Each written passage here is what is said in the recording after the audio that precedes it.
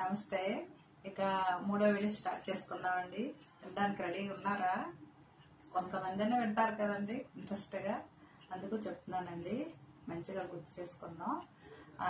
అదే జరిగినవి కొన్ని, నాకు చెప్పినవి కొన్ని, అలాగే కొన్ని కొన్ని మాట్లాడుకుందాం. అయితే తాతగారి గురించి చెప్పాను కదండి. ఇక నాన్నమ్మ వాళ్ళు కూడా ఏం తీసుకోరండి.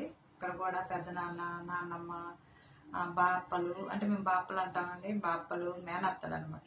వీళ్ళందరూ కలిసిమెలిసి బాగుండేవారండి. అయితే ఇంకా స్టడీ విషయం, అక్కడ కిందట వీడియోలో ఏం చెప్పానండి, మామూలుగా అదే హాఫ్ శారీలో చూశారు మాయ గారు, అక్కడికి అలా ఆగి ఇది చెప్తానండి. ఇక్కడ కూడా బాగుండేది. స్టడీ విషయం ఒకటి చెప్తానండి. సెకండ్ క్లాస్ అనుకుంటా, సెకండ్ క్లాస్ థర్డ్ క్లాస్, మనకి సెలవులు అయ్యాక వెళ్తాం కదండి స్కూల్కి. వెళ్ళేటప్పుడు మా ఫ్రెండ్ ఇలాగ ఏం చూపిస్తుందండి, ఇలాగ అంటే నాకు ఏంటో అర్థం అవ్వలేదు. అప్పుడు ఏమైంది అంటే, నువ్వు మూడో తరగతికి వచ్చేసావు అని చెప్తుందండి. లేకపోతే ఇంక హ్యాపీనెస్ అనకండి. చేంజ్ అయ్యామంటే, ఒక స్టెప్ చేంజ్ అయ్యామంటే క్లాస్కి అంత హ్యాపీనెస్ వస్తుంది కదండి. అయితే చాలా హ్యాపీగా వెళ్ళామండి. వెళ్ళి కాసేపు అయ్యి అలాగలాగా కొన్ని రోజులు అలా కంటిన్యూ అవుతుంటే, అప్పుడు క్లాసులో ఒక టాక్ అండి.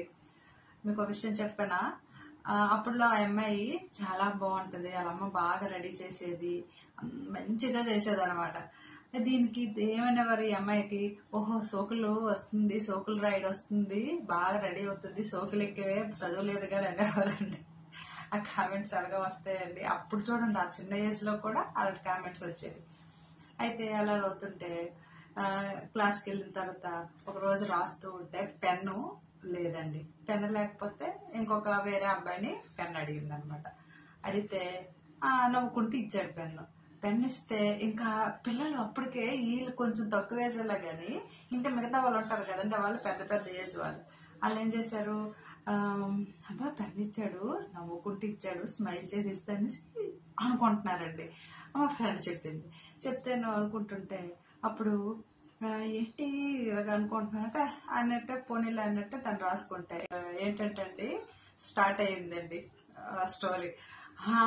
వీళ్ళిద్దరికి ఒకళ్ళంటే ఒకళ్ళు ఇష్టం, మంచిగా ఉన్నారు, బాగున్నారు. చూడండి ఆ ఏజ్లో అలాగ మాట్లాడేవారు. అవన్నీ తర్వాత తెలిసేయండి, మా ఫ్రెండ్ చెప్పింది. అలా మాట్లాడేవారంట. ఇంకప్పుడు ఎలాగుంటుందండి. అలాగండి బాబు అప్పుడు స్టోరీలు. అయితే ఇది అలాగ ఉంటుంటే ఏమేం పట్టించుకోలేదు. ఆ తర్వాత 10th అప్పుడు ఏం జరిగింది అనేది మీకు తర్వాత చెప్తానండి, 10th క్లాస్కి వచ్చాక.